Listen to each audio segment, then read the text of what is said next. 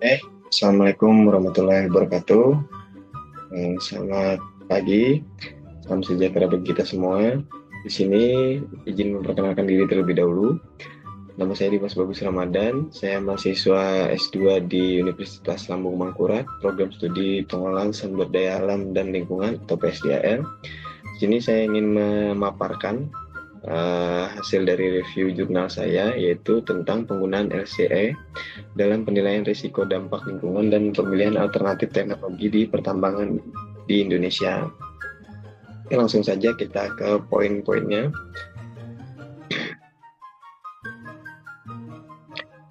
Pertama, pendahuluan. Batubara merupakan salah satu sumber daya energi yang dapat diandalkan sekaligus memainkan peran penting dalam kebutuhan energi dunia. Menurut Energy Information Administration atau EIA, pada tahun 2013 batubara tetap menjadi sumber bahan bakar pembangkit listrik utama di seluruh dunia. Bahkan batubara diproyeksikan akan tetap memenuhi sekitar 23% dari energi dunia sampai tahun 2035 atau Energy Information Administration di 2013. Kemudian lingkungan merupakan segala sesuatu yang ada di sekitar manusia yang mempengaruhi perkembangan kehidupan makhluk hidup, baik secara langsung maupun tidak langsung. Hal ini dapat disadari bahwa setiap aktivitas manusia seperti kegiatan industri, khususnya pertambangan batubara maupun mineral, berpotensi akan menimbulkan dampak terhadap kualitas ekosistem, lingkungan, tanah, air, dan udara. Oleh karena itu, diperlukan adanya upaya dari pemangku kepentingan atau stakeholder untuk melakukan berbagai upaya, salah satunya yakni kajian efisiensi produksi dari setiap kegiatan agar pencegahan potensi polusi, minimalisasi limbah, dan produksi bersih dapat tercapai. Kemudian studi LCA dilakukan untuk mengidentifikasi potensi dampak lingkungan di setiap tahapan kegiatan pertambangan dan pengelolaan batubara. Hal ini diharapkan dapat menjadi informasi penting bagi manajemen perusahaan maupun pemangku kepentingan lainnya terhadap sumber-sumber yang memberikan kontribusi dampak lingkungan di setiap tahapan kegiatan atau tiap komponen yang terlibat dalam kegiatan pertambangan. Selanjutnya, metode LCA. LCA atau Life Cycle Assessment atau penilaian daur hidup merupakan salah satu metode yang dapat digunakan untuk mengidentifikasi dampak yang ditimbulkan terhadap lingkungan selama proses produksi sebuah produk AWAH OV and DEC PEJU 2011. Menurut ISO 2006, LCA diartikan sebagai suatu kompilasi dan evaluasi aliran material dan energi. Setiap potensi dampak lingkungan dari siklus hidup suatu produk. Pada tahun 2019, pemerintah Indonesia mulai membuka ruangan bagi LCA sebagai bagian dari penilaian proper. Proper merupakan evaluasi ketaatan dan kinerja melebihi ketaatan penanggung jawab usaha atau kegiatan di bidang pengendalian pencemaran dan atau kerusakan lingkungan hidup, serta pengelolaan limbah bahan berbahaya dan beracun atau yang sudah tertuang pada Peraturan Menteri Lingkungan Hidup Nomor 3 Tahun 2014 tentang Program Penilaian Peningkatan Kinerja Perusahaan atau PROPER dalam pengelolaan lingkungan hidup.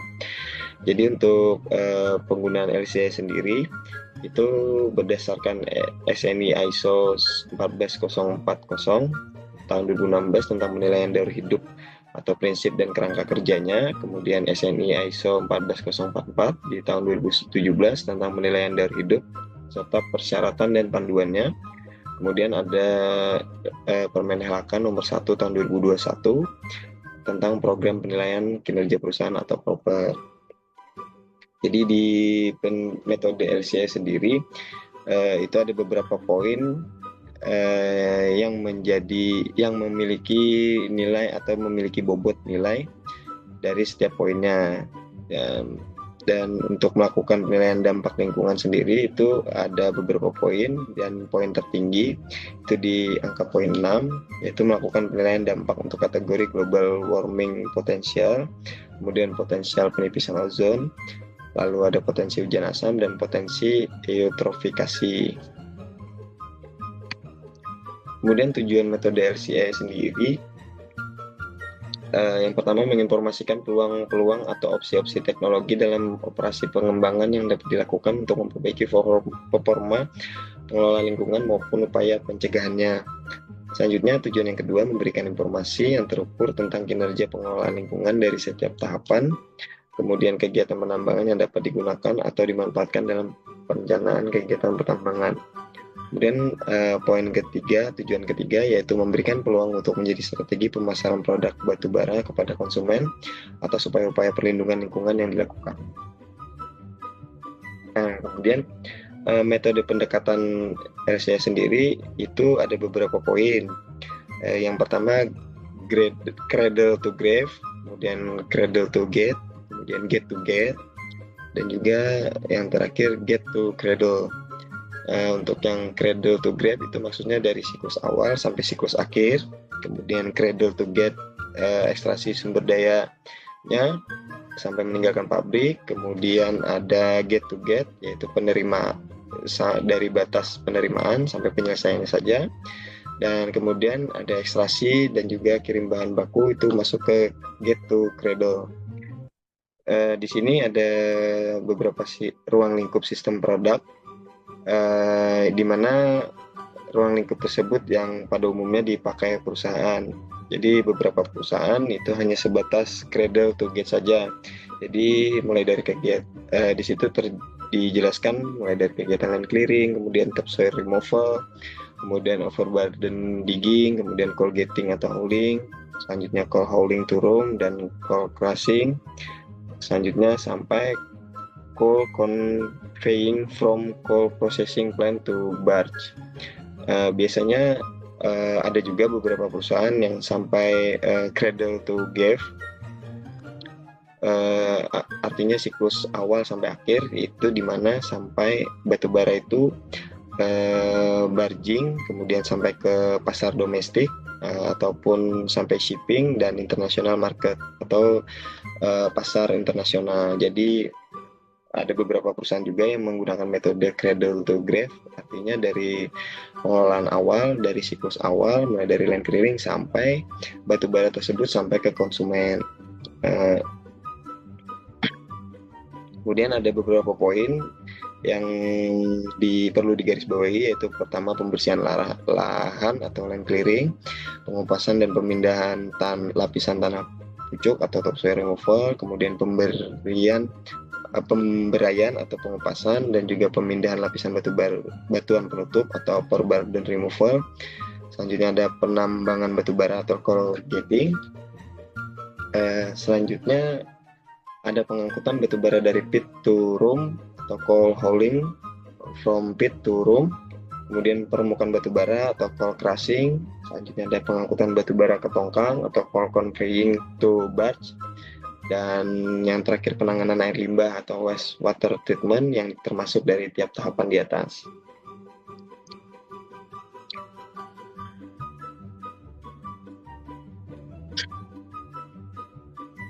Nah, jadi di sini ada beberapa ruang lingkup. Jadi untuk di sini bisa dijelaskan berdasarkan warna yang sudah saya bedakan.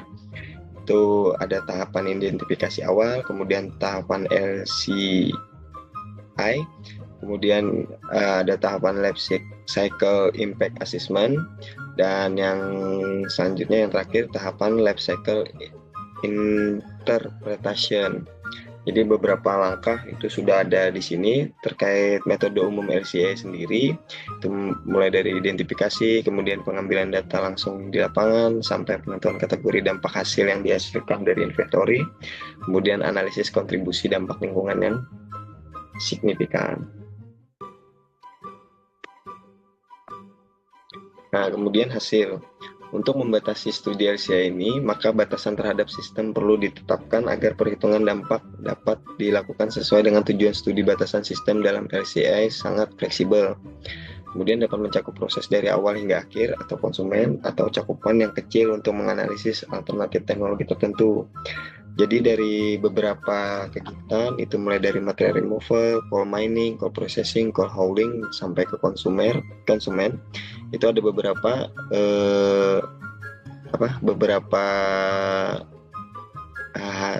hasil atau beberapa dampak yang dihasilkan, mulai dari air polutan, kemudian solid waste, dan berbagai macam lainnya terkait kegiatan yang sudah dilakukan. Nah, jadi ini saya membuatkan gambaran singkat atau gambaran kecilnya saja. Jadi di beberapa kegiatan pertambangan, khususnya pertambangan batubara, itu ada beberapa kegiatan mulai dari land clearing sampai ke coal conveying atau barge. Nah, di sini sudah saya jelaskan beberapa dampak yang dihasilkan dari beberapa kegiatan tersebut. Seperti contohnya di land clearing itu aktivitas lahan, jadi pembersihan lahan itu bahan yang digunakan itu diesel B30, kemudian oli, filter, kemudian majun dan aki serta ban, karena kegiatan tersebut banyak menggunakan unit dan unit tersebut menghasilkan beberapa limbah, contohnya limbah aki bekas, kemudian oli bekas, filter bekas, majun bekas, dan ban bekas, serta menghasilkan emisi gas CO2, H2O, kemudian CH4, SO2. Kemudian lanjut ke topsoil removal, itu bahan-bahan yang pada umumnya dipakai di kegiatan pertambangan di batubara di Indonesia, yaitu biodiesel, kemudian air, kapur, tawas, aki, filter, kemudian majun, oli, dan ban. Kemudian untuk dampak yang dihasilkan yaitu emisi gas, kemudian limbah, seperti yang di kegiatan land clearing tadi, aki bekas, oli bekas, kemudian filter bekas, kemudian ada material TS, air limbah, ada TSS, FE, MN, dan CD. Kemudian lanjut sampai ke tahapan coal gating, kemudian sampai ke coal hauling. Itu beberapa kegiatan itu pasti memiliki dampak yang dihasilkan berdasarkan inventory yang digunakan. Jadi di setiap tahapan itu berbeda-beda inventory yang digunakan dan juga berbeda-beda pula dampak yang ditimbulkan. Ada yang menimbulkan dampak yang sedikit, ada yang menimbulkan dampak yang cukup signifikan. Nah, kemudian LCA, Life Cycle Inventory. Itu pada tahapan ini seluruh sumber daya yang terlibat di dalam proses produksi batubara dikumpulkan dan dianalisis. Pengumpulan data dilakukan berdasarkan kebutuhan aliran material masukan atau input dan keluaran atau output yang diuraikan pada masing-masing tahapannya. Tahap inventory data, masukan dan keluaran berkaitan dengan sistem yang sedang dikaji. Data-data tersebut dapat bersumber dari data sekunder maupun data primer dari pengukuran dan pendataan di lapangan. Nah, di sini ada gambar yang coba saya lampirkan, yaitu inventory alat berat. Contohnya di tahapan pre-mining, jumlah dan jenis dump truck untuk pengangkutan batuan penutup. Jadi di sini beberapa perusahaan itu menggunakan dump truck CAT, merek CAT 785, kemudian dump truck CAT 7898, kemudian ada articulate truck atau articulate dump truck, kemudian ada Komatsu HM4001, kemudian ada HD785, banyak beberapa unit yang mereka gunakan, dan di situ ada beberapa jumlah yang mereka gunakan, dan yang paling besar itu menggunakan atau paling banyak itu mereka menggunakan unit dengan kapasitas dengan klasifikasi HD785. Nah, kemudian di sini ada inventory alat berat di tahapan coal hauling atau pengangkutan batu bara dari tambang ke room. Jumlah dan jenis kendaraan untuk pengangkutan batu baranya. Di sini mereka menggunakan dump truck CAT 777 atau 777, kemudian dump truck CAT 785 STD, kemudian dump truck CAT 785, kemudian dump truck Komatsu HD 785, lalu ada dump truck Scania R580, kemudian ada Volvo FH16, kemudian ada HD 785 ST7, ada CAT 785 tipe C, dan CAT 777 tipe D, dan Komatsu HD 785 ST7. Di sini masing-masing seperti yang gambar sudah saya lampirkan, itu ada jumlah unit yang mereka gunakan di setiap tipenya. Nah, di sini inventory data pemakaian bahan bakar di tahap pengangkutan batuan penutup selama 1 tahun. Jadi di sini juga saya coba melampirkan dari jurnal yang sudah saya pelajari, itu konsumsi bahan bakar proses pengangkutan batuan penutup. Jadi dengan tipe dump truck CAT 785, kemudian dump truck 789C, lalu ada Komatsu HM400 strip 1, HD 785 strip 7, ada CAT 10 ton atau traktor. Jadi dari beberapa unit yang digunakan itu fuel consumption itu terbesar ada di HD 785 strip 7. Kemudian di pojok kanan bawah itu ada inventory data pemakaian bahan bakar di tahap pengangkutan batuan penutup selama 1 tahun. Jadi di konsumsi bahan bakar pengangkutan batu bara atau coal hauling dalam tahun 2013 itu sesuai jurnal yang sudah saya pelajari, itu fuel consumption tertinggi itu ada di dump truck Komatsu HD 785, masih sama seperti konsumsi bahan bakar proses pengangkutan batuan penutup, karena dengan kapasitas HD 785 itu lumayan besar dan untuk fuel consumption juga tergolong tinggi. Nah, kemudian ada input konsumsi bahan tambahan, magneti atau mag, kemudian pendorong pengelolaan air, flokulan, ada bahan peledak, sekitar di sini juga dijabarkan volumenya di tahun 2018. Kemudian ada konsumsi air pendukung proses atau air washing, kemudian konsumsi bahan bakar cair, yaitu solar B30 tadi, kemudian konsumsi energi listrik, lalu ada output emisi ke udara seperti CO2, karbon dioksida atau zat asam, metana, gas rumah kaca, kemudian ada NO2, lalu emisi ke perairan atau air limbah washing, kemudian emisi ke permukaan tanah ada overburden dan juga genyu atau material kotoran, dan di produk juga ada batu bara. Nah, kemudian life cycle inventory assessment, setelah melakukan inventarisasi aliran energi atau material di setiap tahapan kegiatan pertambangan, maka selanjutnya adalah menganalisis potensi dampak lingkungan dari setiap tahapan tersebut.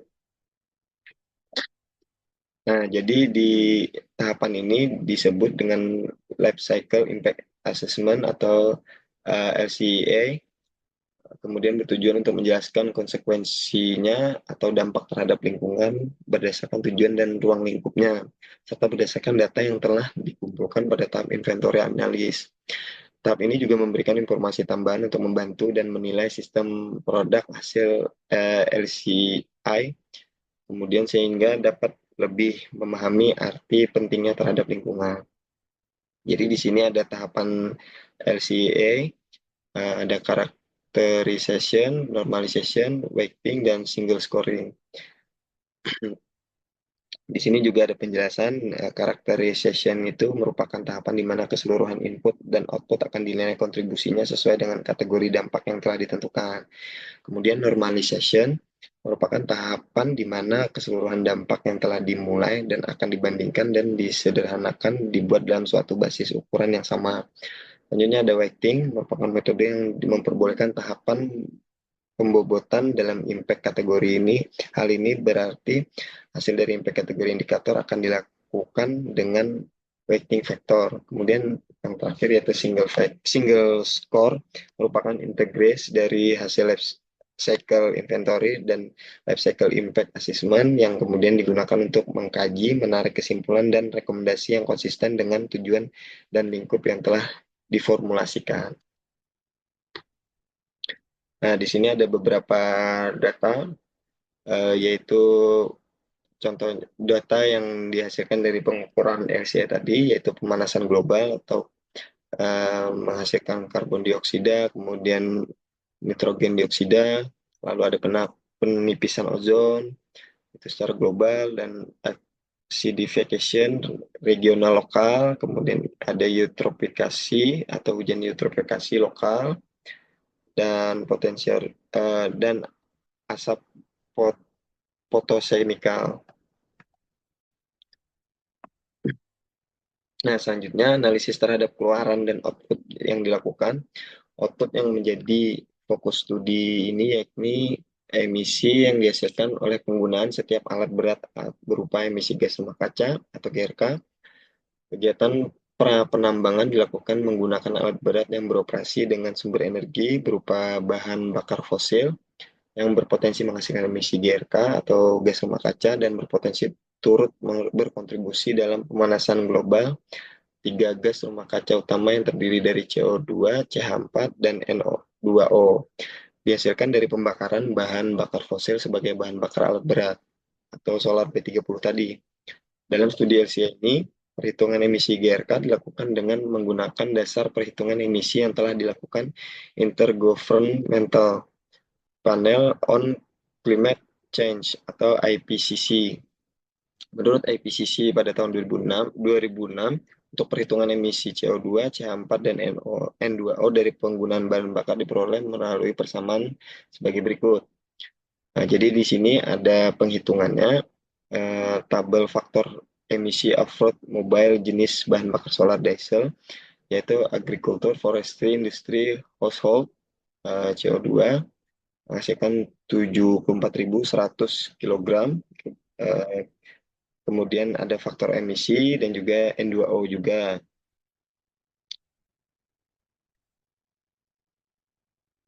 Nah, selain emisi yang dihasilkan oleh penggunaan bahan bakar, kita juga melakukan analisis terhadap emisi yang dihasilkan dari pemakaian atau penggunaan listrik. Menurut Pat dan Batiar tahun 2022, formulasi perhitungan emisi CO2 dari penggunaan listrik diperoleh melalui persamaan emisi CO2 listrik sama dengan Q, L kali F dan E. Nah, di sini ada contoh hasil analisis emisi setiap tahapan pertambangan. Jadi ada CO2, CH4, dan N2O. Nah, tantangan metode LCA sendiri, LCA bukan penilaian lengkap dari semua masalah lingkungan. Hal ini dikarenakan pembatasan ruang lingkup sesuai dengan tujuan yang ingin dicapai. Kemudian LCA sangat jarang dilakukan dengan memasukkan tahapan kegiatan produksi dengan memasukkan seluruh input dan output karena batasan sistem, kesenjangan data, kriteria cut-off, dan lain-lain. Kemudian data yang dikumpulkan masih mengandung ketidakpastian. Hal ini tentu sangat bergantung dengan kualitas data yang digunakan dalam studi LCA. Kemudian penggunaan data primer sangat penting untuk memastikan validitas data, namun sangat jarang sekali perusahaan yang mengumpulkan data secara detail atau rutin. Kemudian selanjutnya kompleksitas industri pertambangan yang melibatkan berbagai jenis sumber daya dan peralatan dengan jumlah yang besar membuat analisis LCA harus dibatasi. Jika tidak, maka menyebabkan kerumitan analisis dan terlebih data yang diperlukan sangat terbatas. Kemudian ketersediaan data, tidak semua perusahaan tambang melakukan perekaman data secara detail sesuai dengan tahapan penambangan, termasuk database faktor emisi yang dapat digunakan khususnya di Indonesia. Kemudian poin terakhir yaitu komponen lingkungan dan kategori dampak yang berpotensi menjadi perhatian meliputi air, tanah, udara, kemudian ada limbah B3 dan lain-lain, sangat luas. Nah, kesimpulan dari poin yang sudah saya jelaskan yaitu dengan segala keterbatasan yang ada, LCA masih tetap menjadi salah satu metode yang menarik untuk digunakan. Metode ini dapat mengkuantifikasikan dampak lingkungan dari setiap tahapan kegiatan produksi. Metode ini pula dapat digunakan dalam penentuan alternatif teknologi terbaik yang memberikan dampak lingkungan paling minimum sehingga dapat membantu dalam pengambilan keputusan. Kemudian pemangku kepentingan dapat menggunakan metode ini namun diperlukan kedisiplinan dalam pengumpulan data-data secara konsisten. Jadi harus kontinu, serta makalah ini diharapkan dapat memberikan wawasan terkait dengan penggunaan LCA dalam penilaian dampak lingkungan di industri pertambangan batubara khususnya. Kemudian penelitian ini lebih lanjut tentang dampak lingkungan menggunakan metode LCA masih sangat terbuka lebar khususnya terkait dengan faktor emisi dan model karakterisasinya. Mungkin itu saja yang dapat saya paparkan. Apabila ada kekurangan, saya mohon maaf sebesar-besarnya karena saya ini manusia dan tidak luput dari kesalahan. Saya akhiri pemaparan materi dari saya. Wassalamualaikum warahmatullahi wabarakatuh.